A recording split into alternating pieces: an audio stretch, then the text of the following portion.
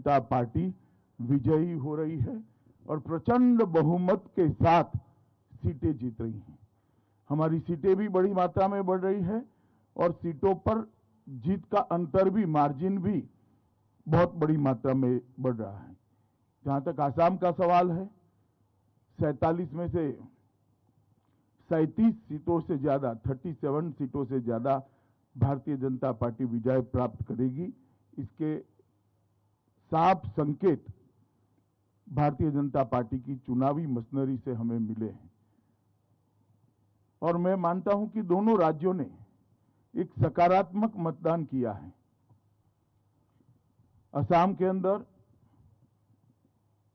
आतंकवाद मुक्त असम, आंदोलन मुक्त असम, विकास के रास्ते पर चल पड़ा हुआ असम, रोजगारी के रास्ते पर चल पड़ा हुआ असम, इसके पक्ष में साफ मैंडेट दिखाई पड़ता है।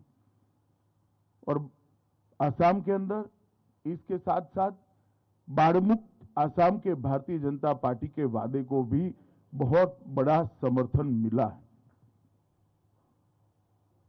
प्रधानमंत्री मोदी जी के नेतृत्व में असम के अंदर जो विकास हुआ है, वहां की हमारी सरकार, हमारे मुख्यमंत्री श्री सर्बानंद सोनोवाल और हेमंत विश्व शर्मा की जोड़ी ने जिस प्रकार से अभूतपूर्व विकास असम के अंदर किया है, इसको बड़ा जन समर्थन मिलता हुआ दिखाई पड़ता है। डबल इंजन सरकार का कंसेप्ट असम की जनता को भारतीय जनता पार्टी के आचरण से समझ में आया है और ब्रह्मपुत्र नदी पर 6 से ज्यादा ब्रिज बनना, इसकी शुरुआत होना, 20,000 किलोमीटर से बड़ा रोडों का जाला बुन लेना, काजीरंगा के जंगलों की जमीन घुसपैठियों से मुक्त कराना, श्रीमंत शंकरदेव और माधवदेव के सत्र की जमीन को घुसपैठियों से मुक्त कराना, ढेर सारे विकास के काम, जिसका एक सकारात्मक झुकाव भारतीय जनता पार्टी के प्रति स्पष्ट नजर आता है और हमारे गठबंधन की 37 सीटें से कम नहीं होगी, इसका मुझे पूरा विश्वास है। दूसरी ओर बंगाल के अंदर जिस प्रकार का तुष्टीकरण का माहौल था, जिस प्रकार से बेरोक टोक घुसपैठियों का घुसना चालू रहा, जिस प्रकार से पूरा बंगाल जन कल्याण के पैसे सरकारी मशीनरी और सत्ताधारी पार्टी मिलकर हड़प करते रहे, भ्रष्टाचार की भेंट चढ़ गए, जिस प्रकार से अम्फान का रिलीफ रिहेबिलिटेशन हो या कोरोना के खिलाफ लड़ाई हो, जिस प्रकार से अव्यवस्था और अफरा तफरी देखी गई और औद्योगिक विकास, महिला सुरक्षा, ये सब में घोर निराशा और हताशा बंगाल की जनता को प्राप्त हुई है।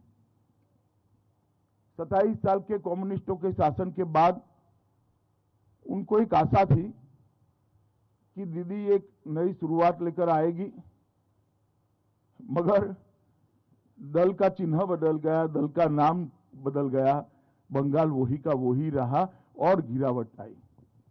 और उस वक्त मोदी जी के नेतृत्व में हमने जो सोनार बांग्ला का एक विजन दिया है, हमने बंगाल की जनता के मन में एक आशा की जोत जगाने में हम सफल रहे हैं कि अन्य राज्यों की तरह बंगाल भी सुजलाम सुफलाम हो सकता है, बंगाल भी विकसित हो सकता है, बंगाल के अंदर भी शांति हो सकती है, बंगाल के अंदर भी तुष्टीकरण से बगैर संविधान की योजना के तहत कोई सरकार चल सकती है, बंगाल के अंदर भी धार्मिक स्वतंत्रता सभी धर्मों के लोगों को मिल सकती है। ये सारे मुद्दों को बंगाल की जनता ने मोदी जी के प्रति अथाह प्रेम और अमिट आशा के साथ स्वीकारा है। जो कार्यकर्ता चुनाव के फील्ड में थे, सुबह सुबह थोड़ी दहशत थी कि हर बार की तरह गुंडे चुनाव को प्रभावित करेंगे, प्रदूषित करेंगे। परंतु मैं चुनाव आयोग को बधाई देना चाहता हूं कि बंगाल के अंदर शांतिपूर्ण चुनाव कराने में चुनाव आयोग को सफलता मिली है। आप सभी लोग भी जानते हैं, विगत कई सालों से बंगाल के अंदर चुनाव में हिंसा आम हो गई थी। आप लोगों ने उसको कवर करना भी छोड़ दिया था, क्योंकि आप समझते थे वो तो होना ही है। ये पहला चुनाव सालों के बाद हो रहा है जहां एक भी व्यक्ति के मरे बगैर, एक भी बम फटे बगैर, एक भी गोली चले बगैर, एक भी बूथ में रिकाउंटिंग रीपोलिंग हुए बगैर बंगाल का चुनाव हो रहा है। मैं मानता हूं ये बहुत शुभ संकेत है। बंगाल की महिलाओं का भी मैं विशेष आभार प्रकट करना चाहता हूं, क्योंकि महिलाओं ने बढ़ चढ़कर भारतीय जनता पार्टी के पक्ष में मतदान किया है। और मैं मानता हूं कि प्रथम चरण में 26 सीटों से जो शुरुआत हुई है, हमारे लक्ष्य 200 पार को सिद्ध करने में हमें बड़ी सरलता रहेगी। इसी तरह से चुनाव आगे बढ़ता रहा, भारतीय जनता पार्टी 200 से ज्यादा सीटों के साथ बंगाल में सरकार बनाएगी, इसका मुझे विश्वास है। भाजपा के सभी कार्यकर्ताओं का विश्वास है। आसाम में भी अभी जो सीटें हैं, इससे ज्यादा सीटों के साथ हम पूर्ण बहुमत की भारतीय जनता पार्टी की सरकार बनाएंगे। आप लोगों का बहुत बहुत धन्यवाद। अब पूछ सकते हैं आप।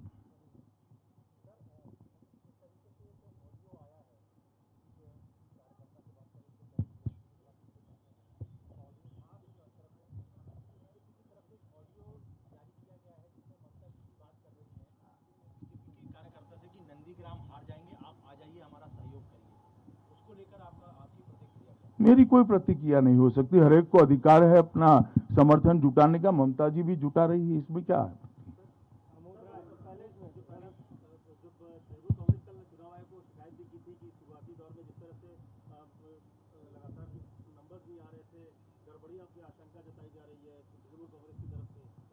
नहीं, मगर क्या गड़बड़ी? तृणमूल कांग्रेस के एक भी पोलिंग एजेंट ने कोई फरियाद नहीं करी है।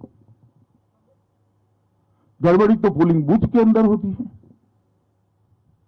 गड़बड़ी नहीं हुई वो उनकी कंप्लेन है, मगर वो अच्छे से बोल नहीं पाते हैं, कि बोलने में थोड़ा संकोच होता है कि इस बार हम गड़बड़ी नहीं कर पाए हैं, यही कंप्लेन है उनका।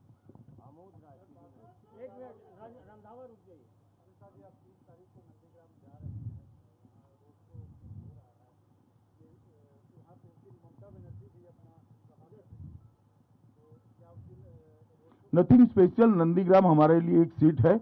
मैं नंदीग्राम के मतदाताओं को इतना ही कहना चाहता हूं कि बंगाल के अंदर परिवर्तन अगर करना है तो बंगाल की 200 सीटों ने परिवर्तन करना पड़ेगा। नंदीग्राम अकेला ही कर दे तो बंगाल के अंदर अपने आप परिवर्तन हो जाएगा। तो मेरी बंगाल के नंदीग्राम कॉन्स्टिट्यूएंसी के मतदाताओं को अपील है कि परिवर्तन तो आपके ही हाथ में है, आप अकेले ही कर दीजिए, परिवर्तन हो जाएगा। विकास भदौरिया जी अमित भाई, अभी तो पहले चरण का मतदान हुआ है, ऐसे कौन से संकेत हैं जिनके आधार पर आप ये एनालिसिस कर सकते हैं कि ये जो 84% मतदान आपके पक्ष में हुआ है, और दूसरा यही मोमेंटम आगे भी 7 चरणों में बरकरार रहेगा? देखिए विकास जी, ये मैं तो चुनाव के पहले से कर रहा हूं कि 200 सीटें आएगी। आप लोग कई बार मेरी बात मानते नहीं है, मगर मैं बताता हूं 200 से ज्यादा सीटें आएगी, क्योंकि जब हम प्रचार में जाते हैं, जब संगठन के काम करने के लिए जाते हैं, बंगाल की जनता के जो उद्गार होते हैं, बंगाल की जनता की जो भावनाएं होती है, इनकी संवेदनाएं होती है, वो हमें स्पर्श करती हैं। और इससे मालूम पड़ता है कि बंगाल की जनता त्रस्त है। सभी वादे मां माटी मानुष के खोखले साबित हुए हैं और बंगाल के अंदर संपूर्ण परिवर्तन होने जा रहा है। मेघा प्रसाद, टाइम्स नाउ। सर अमित सर, आप कल अहमदाबाद में थे।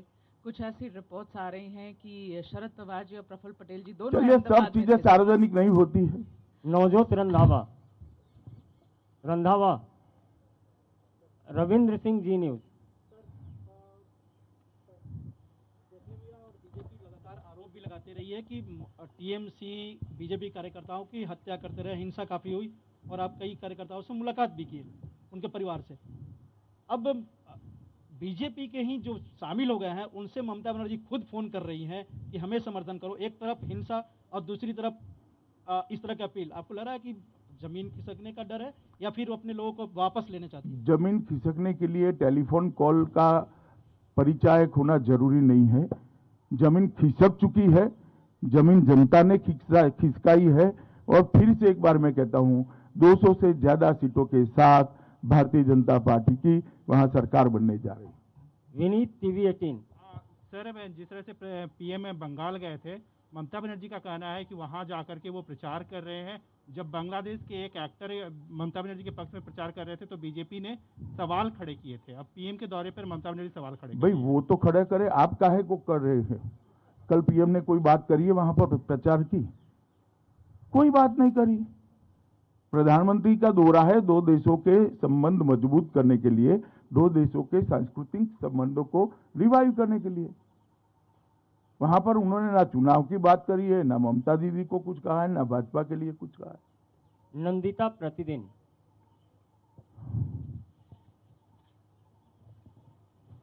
तृणमूल कांग्रेस बार बार आरोप लगा रही है कि आप लोग ईसी को कंट्रोल कर रहे हैं। इस संदर्भ में कल उन्होंने एक टेप भी निकाला है जिसमें आपके दो नेता बात कर रहे हैं और वो लोग का डिमांड है कि उसमें जो बातचीत हुई है उसी बेसिस में ईसी ने स्टेप्स लिए हैं।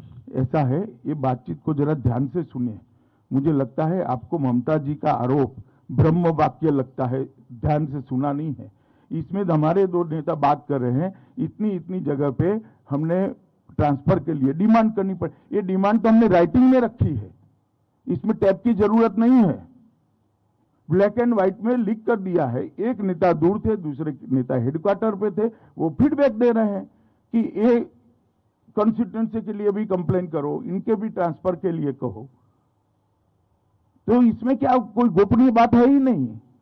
सवाल इसमें से होता है फोन किसने टैप किया, जो आप नहीं उठाते हो और शायद अब भी नहीं उठाएंगी नंदिता जी आप, कि फोन किसने टैप किया वो सार्वजनिक करो जरा। किस प्रकार से चुनाव चल रहा है, ये क्या लोकतांत्रिक व्यवस्था है फोन टैप करना विपक्ष के लोगों का? इसमें तो कुछ गोपनीय नहीं है। ये जो बात हुई है हमने ब्लैक एंड व्हाइट में टाइप कर चुनाव आयोग को दिए। क्या बम फोड़ा है उन्होंने इसमें बड़ा? आप लोगों को लगता है बड़ा कूप निकल कर आ गया है, कुछ नहीं है। हमने राइटिंग में दिया है बाबा चुनाव आयोग को। मगर मूल इसके अंदर सवाल तो ये है कि फोन कैसे टैप हुआ, किसकी सूचना से हुआ, किसकी परमिशन से हुआ। और चुनाव आचार संहिता लागू हो जाने के बाद सरकार फोन टैपिंग की सूचना दे सकती है without consent of election commission. इसमें तो एक क्वेश्चन एराइज होता है, ये आपको तृणमूल कांग्रेस की प्रेस कॉन्फ्रेंस में पूछना चाहिए था। प्रेमांशु, आनंद बाजार पत्रिका।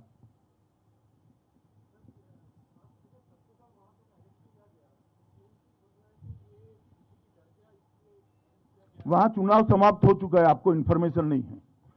कल चुनाव पैक हो चुका है, कल तक चक्रधर महतो ओपन थे।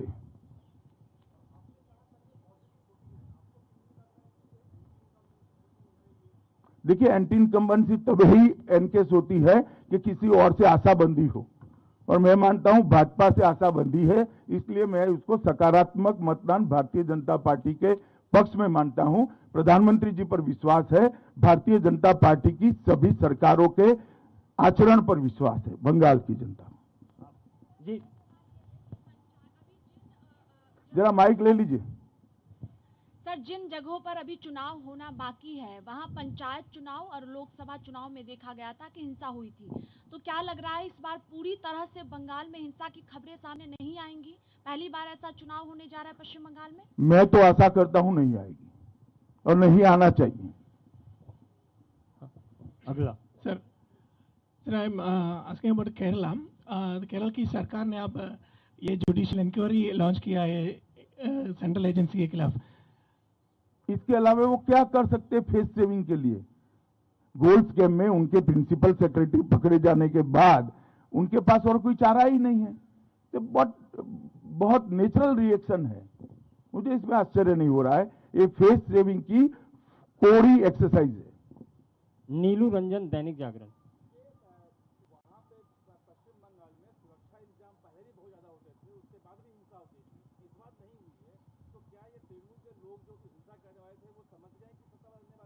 नहीं, जनता की जागृति इतनी है कि जनता से हिंसा करने वाले डरते हैं। शीला भट्ट। बोलिए। Sheila Bhatt from Dainik Bhaskar online. अमित भाई, एक दिल्ली मीडिया में ऐसा माहौल है, जो समझने वाले और जो ग्राउंड विजिट करके आए हैं, कि इस वेस्ट बंगाल इलेक्शन बहुत रोचक है, लेकिन इस वक्त उसके एनालिसिस में माना जाता है कि भारतीय जनता पार्टी का मोमेंटम है, लेकिन ममता बनर्जी भी अपना दम दिखा रही है और टीएमसी की एज है। इस दिल्ली का मीडिया हमेशा से परिवर्तन भांपने में असफल रहता है। आपको यूपी के 2 लड़के भी जीतते हुए दिखाई पड़ते थे, आपको उत्तराखंड में भी परिवर्तन नहीं दिखाई पड़ता था, आपको आसाम, मणिपुर और त्रिपुरा में भी परिवर्तन नहीं। मुझे लगता है और जमीन पर दिल्ली के मीडिया को जाने की जरूरत है। आप भी जाइए जरा। अंतिम सवाल है पीछे।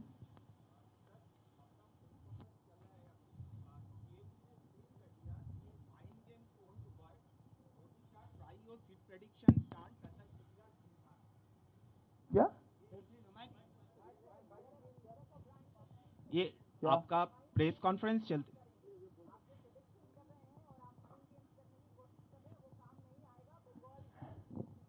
नहीं, ठीक है, वो उनका अनुमान हो सकता है, मगर जो मेरा अनुमान गलत है तो उनको जवाब देने की शायद जरूरत नहीं थी। धन्यवाद।